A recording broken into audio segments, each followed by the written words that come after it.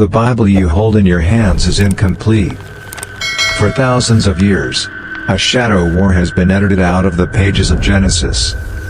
What they told you was a story of a gentle garden, a talking serpent, and a world that simply lost its way until the rain began to fall. But what they hid from you was not just an ancient rebellion. It was a terrifying cosmic invasion that nearly wiped humanity from the face of the earth. Today, we open the books they banned. We look past the peaceful Sunday school stories and step into a world of shattered earth and fallen skies. We will look at the Watchers, entities of unimaginable power who descended upon a mountain, bringing with them forbidden technology and a corruption so deep, it demanded the total destruction of the world. We will open the Book of Enoch. We will unroll the crumbling, ancient parchment of the Book of Giants from the Dead Sea caves.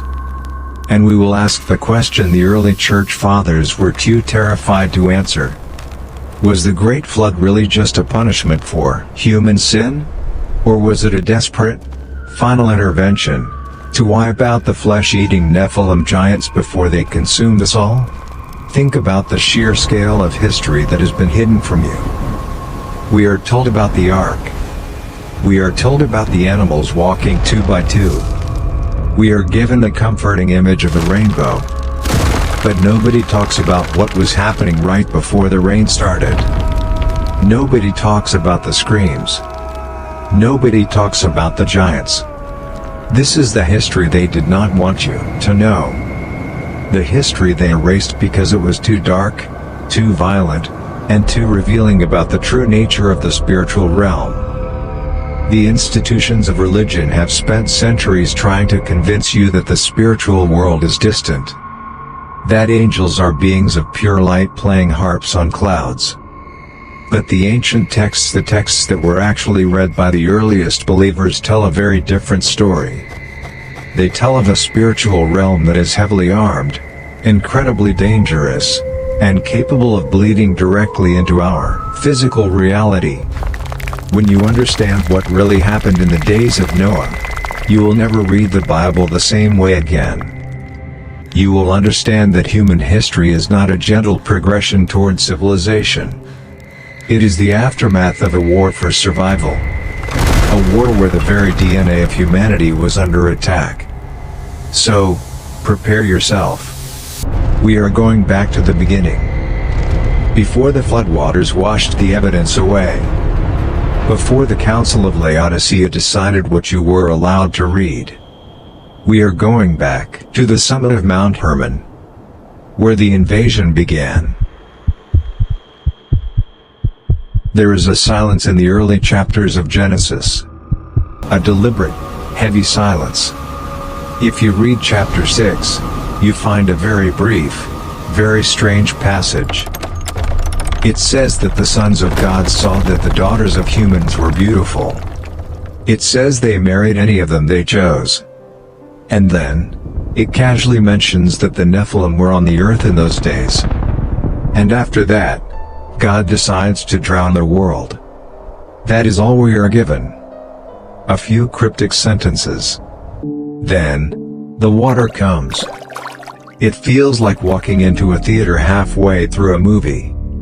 You know a disaster is happening, but you have no idea why. The leap from angels marrying humans to the total destruction of all flesh is massive. It doesn't make sense if you only have Genesis. But for the ancient Jewish people, and for the very first Christians, that was not the whole story. They possessed a text that filled in the terrifying blanks. They read the Book of Enoch.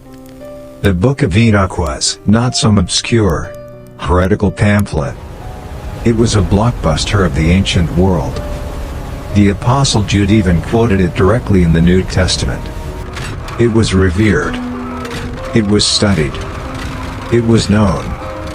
Early church fathers like Tertullian and Irenaeus treated it as sacred scripture. They believed every word of it. Until the 4th century, when the powerful leaders of the early church gathered to decide which books would make it into the official Bible, Enoch was pushed aside. The Council of Laodicea established the canon, and Enoch was left out in the cold. It was suppressed. It was marginalized. It was eventually lost to the Western world for over 1,000 years. But why? Why erase a book that the early believers held so dear? The answer is fear. The early church fathers were building an institution of order. They were building an empire of faith under the umbrella of Rome. They wanted a theology that was clean, understandable, and manageable. The Book of Enoch was none of those things. It described angels not as gentle messengers, but as physical, rebellious warlords who lusted after human flesh. It described a world where the boundary between heaven and earth was violently torn open. It made the spiritual realm feel dangerous, physical, and completely out of human control. They couldn't handle the theological implications. Think about what it means if the Book of Enoch is true. If angels can fall, take physical form, and physically corrupt the human bloodline, what else is possible? If the spiritual world can invade the physical world so directly, then the neat, orderly boxes the theologians had built were useless. It was too dark, too chaotic, too uncontrollable. So, they buried it. They banned it from the pulpits. They told the people to focus on the garden and the ark, and to forget the war in between.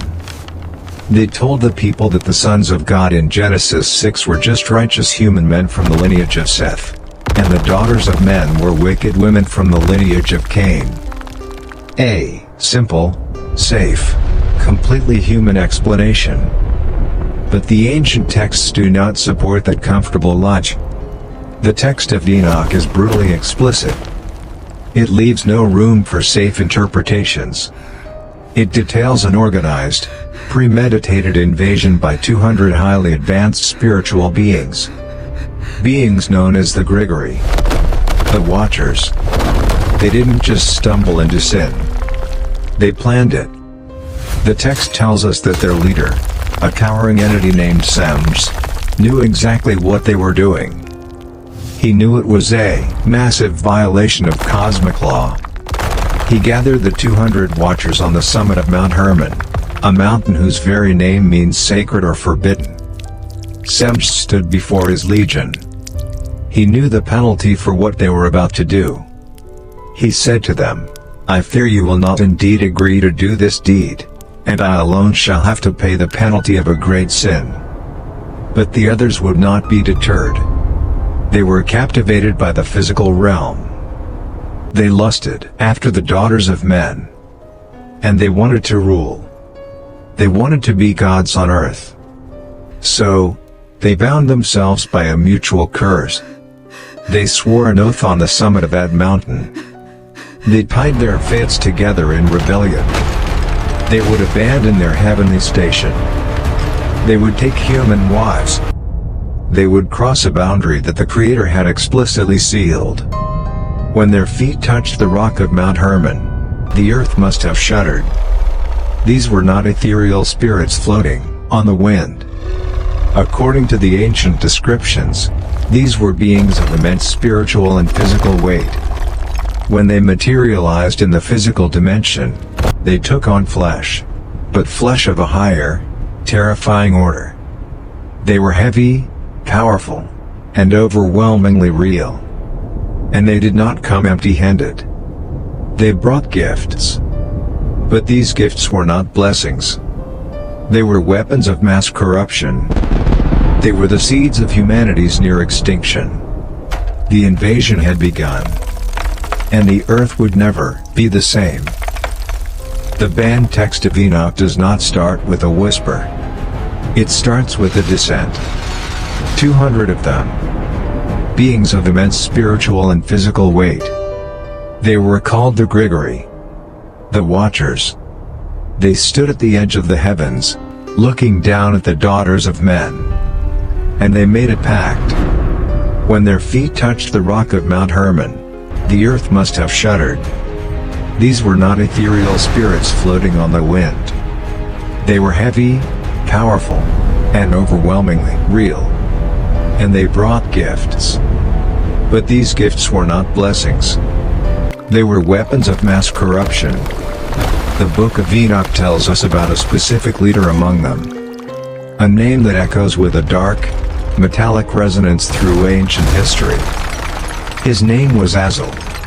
Azâzêl did not just take a wife. He looked at the primitive, struggling human race, and he decided to teach them the things that were meant to remain hidden in the dark. He decided to accelerate human evolution through violence.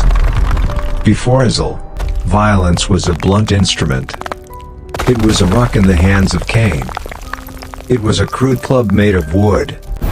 It was an act of raw, disorganized passion. After Azâzêl, violence became an industry. He taught men how to forge swords, how to beat raw iron into breastplates. He introduced the metallurgy of death. He taught them how to extract metals from the earth, how to melt them in extreme heat, and how to fashion them into blades that could slice cleanly through human bone. He taught them how to make shields that could deflect those blades. He created the very concept of an arms race. Suddenly, humanity was no longer just a collection of shepherds and farmers. They were heavily armed militias. They were warriors equipped with weapons that they did not invent, weapons that were handed down to them by entities who wanted to see them bleed. Humanity was entirely unprepared. We were children, handed loaded weapons by beings who wanted to see us burn. And to the women, the Watchers taught the manipulation of nature. They taught the cutting of roots, the brewing of spells, the ancient chemistry of altering the mind and the body. They taught the art of making bracelets, ornaments, and the beautifying of the eyelids with antimony. They introduced the magic of illusion, the science of seduction, the weaponization of physical appearance. Other Watchers, like Semjâzâ, taught enchantments and root cuttings. Armors taught the resolving of enchantments. Barks taught astrology. Kabul taught the constellations. ZQL taught the knowledge of the clouds. They bypassed the natural, slow growth of human wisdom and injected humanity with godlike knowledge. The earth was transformed. It went from a struggling primitive society to a corrupted, hyper-violent, hyper-advanced civilization almost overnight. The knowledge of the heavens was being used to paint the earth in blood. But the sharing of forbidden technology was not their greatest crime. Their greatest crime was biological. The Watchers took human wives. They crossed the genetic boundary that the Creator had established at the foundation of the world. And from this unnatural union, a new species was born. A species not ordained by God. A species that did not belong in the natural order of the earth. A horrific hybrid of spirit and flesh. The Book of Enoch calls them the Nephilim, the giants. We are not talking about unusually tall men. We are not talking about a genetic anomaly like Goliath, who lived much later.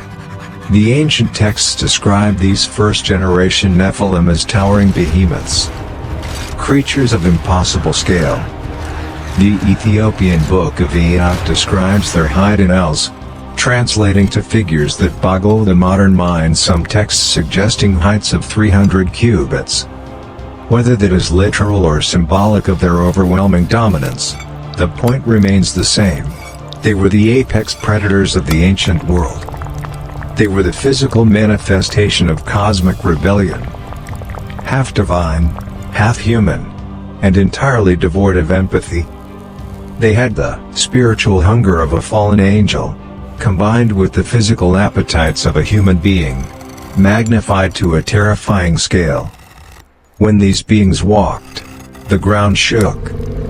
When they breathed, the air grew cold. And when they hungered, the world wept. Imagine the horror of being a human being in those days. You are small. You are fragile.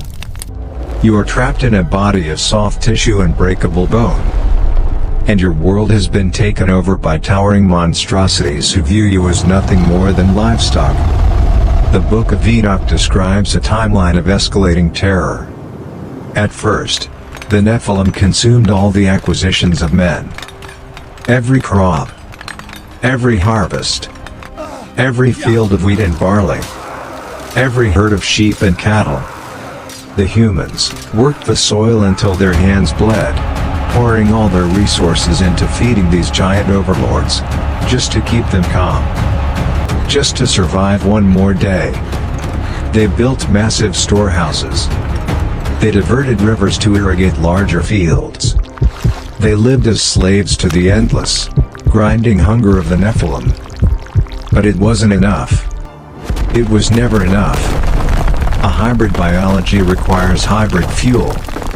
When the food ran out, when the fields were stripped bare and the herds were depleted, the Nephilim turned their eyes toward the humans themselves.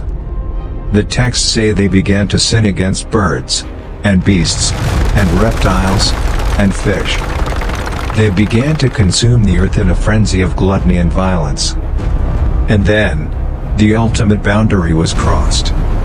They devoured one another's flesh. And they drank the blood. The earth was no longer just a place of sin. It was an open slaughterhouse. A planet-wide laboratory of genetic corruption and unfathomable violence. Human beings were hunted. They were bred.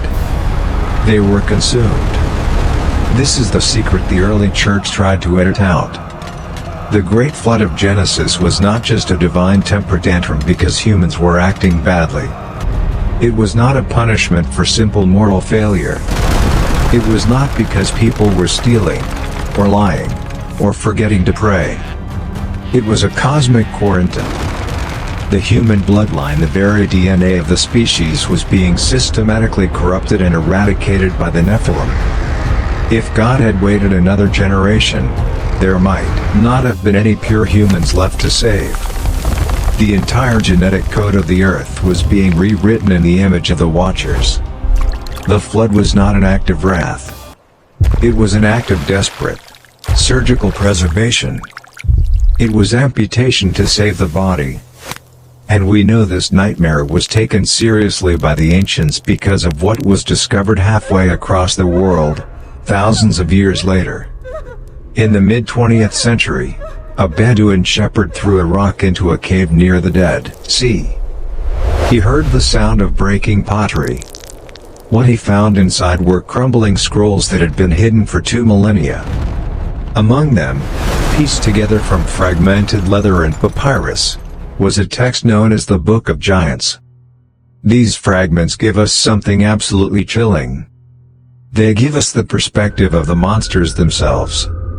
The Book of Giants tells of the Nephilim, specifically giants named Oya and Haya, the sons of the fallen watcher Semjâzâ, having terrifying, prophetic dreams.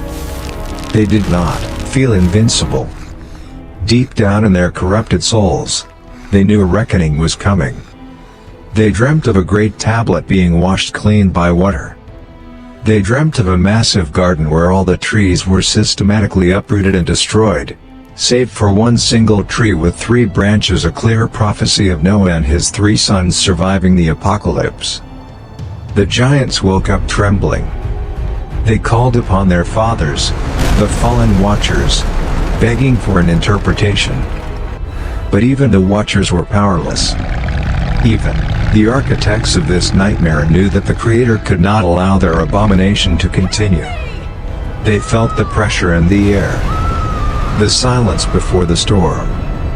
The terrifying realization that the sky above them was no longer a canopy, but a weapon waiting to be unleashed. When the rain finally started to fall, it wasn't a slow drizzle. It wasn't the kind of rain that waters the crops.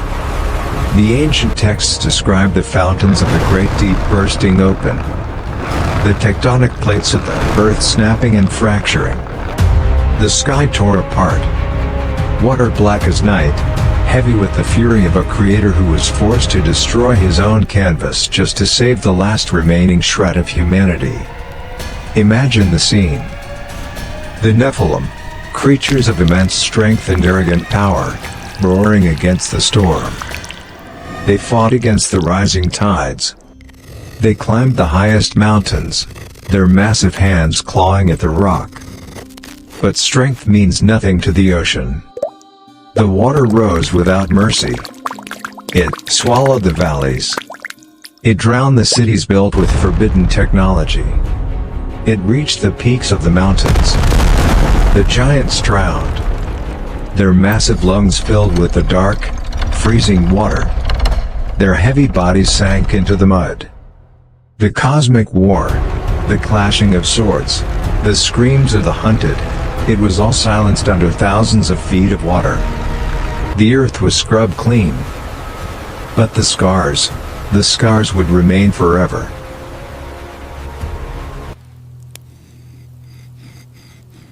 When the waters finally receded, the earth was clean. But it was empty. Noah and his family stepped out of the ark and onto a world that was essentially a massive graveyard. Buried deep beneath the mud, crushed under the immense weight of the newly formed continents, were the bones of giants and the rusted iron of forbidden swords. The cities of the Watchers were gone. The altars of the Nephilim were destroyed. The slate was wiped clean. God made a covenant with Noah. A rainbow appeared in the sky, a promise that the earth would never again be destroyed by water. So what do we do with this story? Why does this band history matter to us right now, in the modern world? If you read the traditional Genesis account, history is a neat, orderly progression. It is a story of human failure, divine punishment, and ultimate forgiveness. It is a story that fits neatly into a Sunday sermon.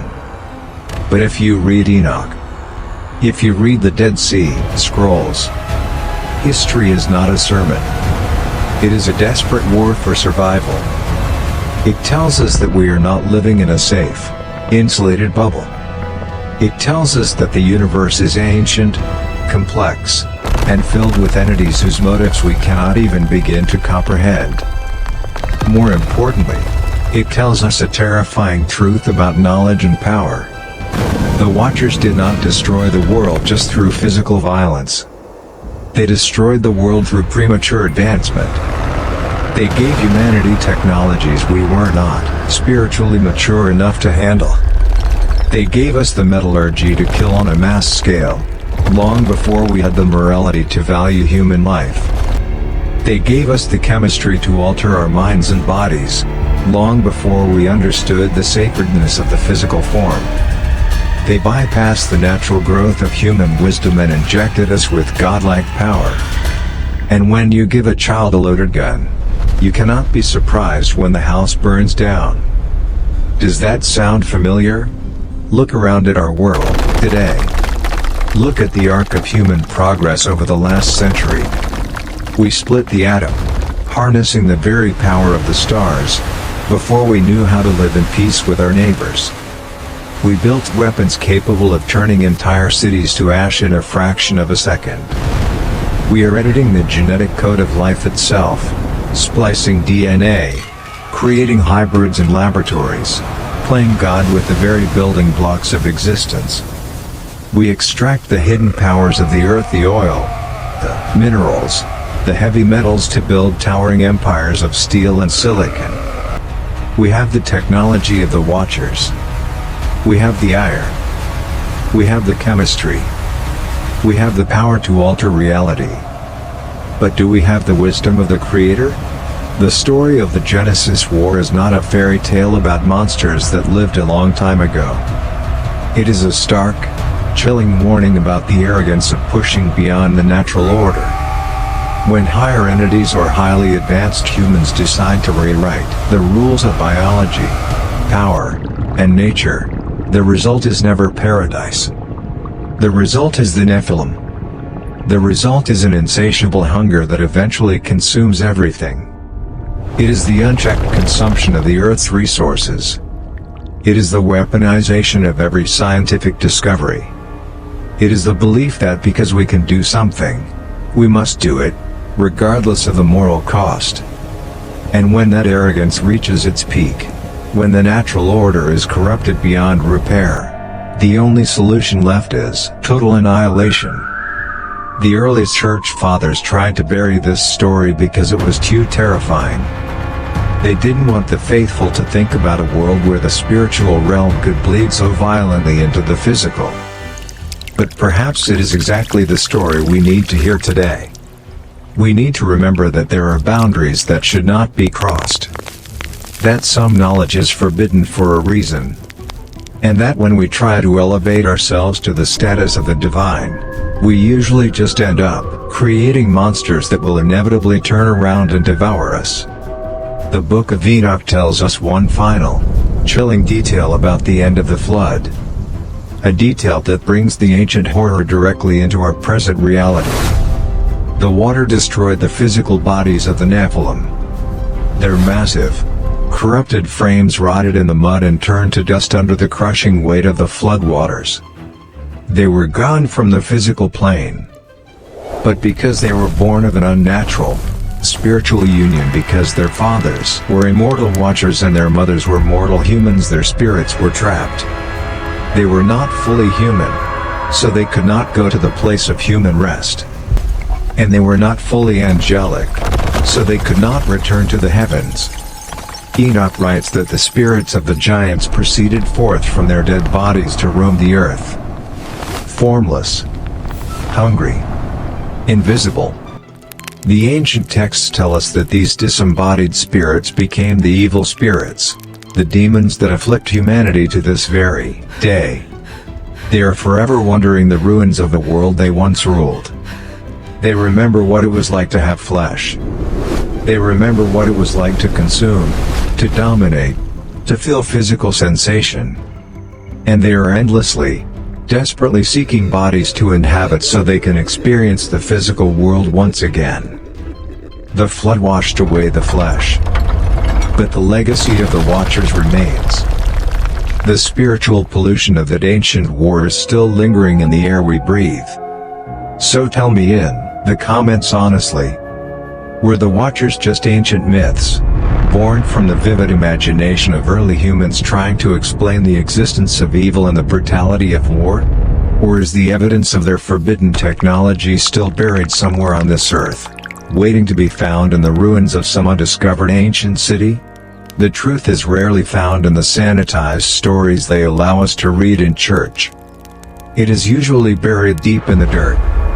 It is hidden in the fragmented scrolls they tried to burn, and in the caves they tried to seal. If you want to go deeper into the hidden history of early scripture, if you want to uncover the ancient texts they tried to erase from the world, subscribe. Because the flood only washed away the bodies. The real secrets are still out there.